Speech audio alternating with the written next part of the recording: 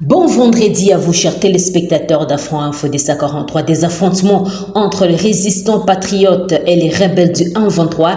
De violents combats sont signalés depuis 6 heures au niveau des Tongoro-Chovu et Rouchégué en chefferie de Bouito en territoire de Rutshuru. Nous sommes dans la province du Nord Kivu. Affrontements résistants patriotes et les rebelles du 1-23 à 10 heures. Ce vendredi 6 octobre de l'année en cours, les jeunes résistants qui viennent de Massissi, de Walikale, de Rutshuru et Nyiragongo se dirigent vers les différentes lignes de front. Maintenant où même je vous parle, les Wazalendo sont sur la colline de Mubugu qui surplombe la cité de Kichanga en face de la paroisse catholique. Les rebelles du 1-23 chassés des villages de Kibarizo, de Kirumbu et de Busumba sont actuellement concentrés dans le village de Kahe à plus ou moins 4 km de la cité de Kichanga Centre, explique une source locale, note Daniel Michumbiro. Combat entre les 1-23 et les Wazalendo. La situation est très confuse dans la cité stratégique de Kichanga, territoire de Massissi. Le rebelle du 1-23 chassé de Kibarizo, de Kirumbu, de Busumba par les résistants, rapporte la société civile locale Sendelies à Kirumbu Centre, libéré par les résistants patriotes dites Wazalendo. Affrontement entre les résistants patriotes et les rebelles du 1-23 à 11h30. Aucun coup de balle dans la cité de Kichanga. Quelques balles ont été entendues dans les collines et non au centre de la cité. Les troupes burundaises de East Africa Community DRC qui sécurisent la cité appellent la population au calme. Cette cité est déjà sous contrôle des autodéfenses. Je ne vois même pas pourquoi ils peuvent gaspiller les munitions. Ils ont encerclé la cité de partout. Ils peuvent se concentrer déjà sur Tongo, Mulimbi et foncer vers Bunagana où les rebelles du 1-23 sont concentrés, explique un cadre de base à Kichanga, note Daniel Michumbiro. Les 1-23 ont été complètement délogés dans la zone.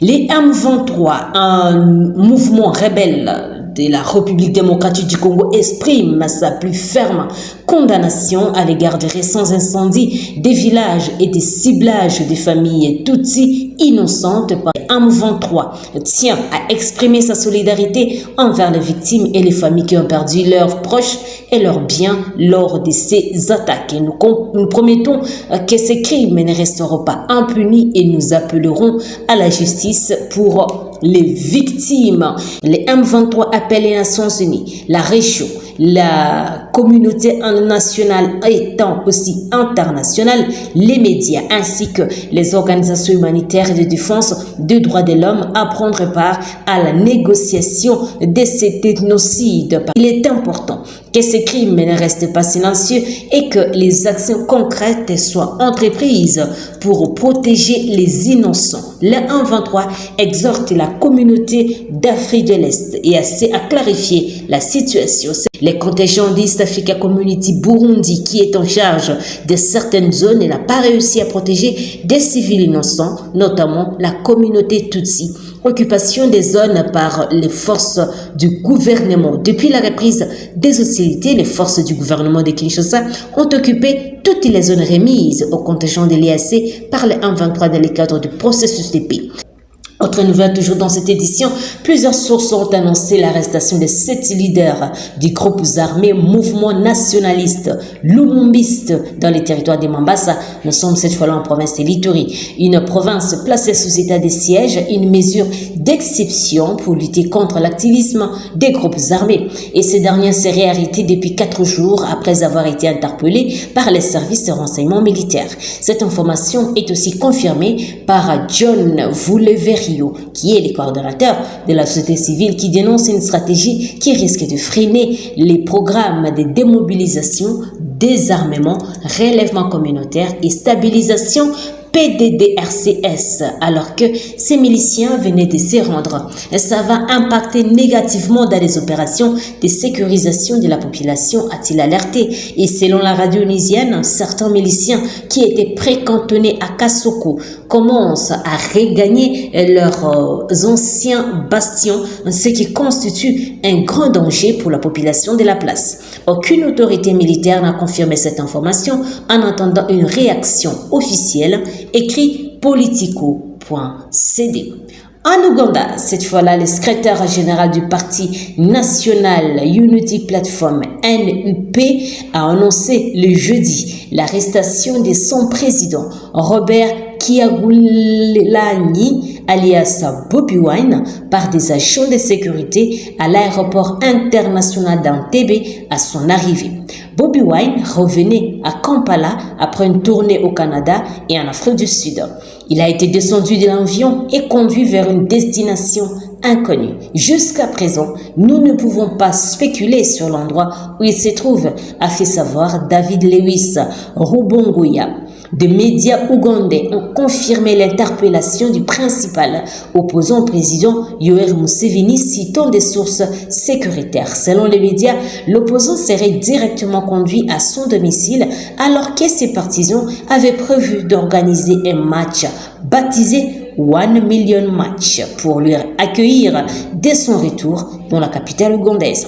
Le musicien ougandais devenu homme politique Bobi Wine s'est présenté contre le président Yoweri Museveni lors des élections générales de 2021. Il était arrivé deuxième avec 35% de voix, écrit Libre Grand Lac. Les conditions de détention demeurent déplorables dans les prisons du Nord Kivu. Des cas de décès y sont régulièrement déplorés par la société civile et les organisations de défense des droits de l'homme. Sur l'étendue de la province, la réalité semble être la même, à savoir la promiscuité, le manque de nourriture et ou l'insuffisance de soins médicaux et la détention prolongée des personnes sans comparaître. Dans la prison des Kambayi, par exemple, plus de 1000 personnes y sont détenues actuellement, alors qu'elle a été construite pour une capacité d'accueil de 250. Cette promiscuité provoque l'étouffement des détenus qui ne résistent pas à la contamination de certaines maladies. Ils mangent difficilement et il faut entendre l'existence des organisations sociales et des églises pour espérer à une alimentation, déplore John Kambale Loisirene, qui est le rapporteur général de la société civile de Béni. C'est ainsi que tout encourageant ces personnes de bonne volonté, ils interpellent les autorités compétentes à s'impliquer pour non seulement des désengorgements de cette prison, mais aussi l'assistance en vivre et non vivre aux détenus. Et la même situation est décriée dans la prison de Kakwangura en ville de Butembo. Aujourd'hui, il y a plus de 900 détenus dans cette prison pourtant conçue avec une capacité de moins de 200 prisonniers. S'inquiètent les organisations citoyennes. L'une d'elles, c'est le Centre de développement pour la citoyenneté qui a visité cette prison le vendredi 29 septembre 2023 et attire l'attention des uns et des autres sur la précarité des conditions de vie dans cette maison de correction. Note Daniel. Note plutôt mediacongo.net.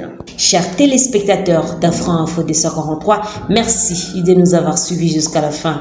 N'oubliez pas de vous abonner, d'aimer la page, mais aussi de nous laisser un commentaire. Ces derniers temps, nous courons derrière les temps est devenu très jaloux. C'est pourquoi nous ne citons pas vos noms. En tout cas, vous êtes dans nos cœurs et nous sommes ensemble.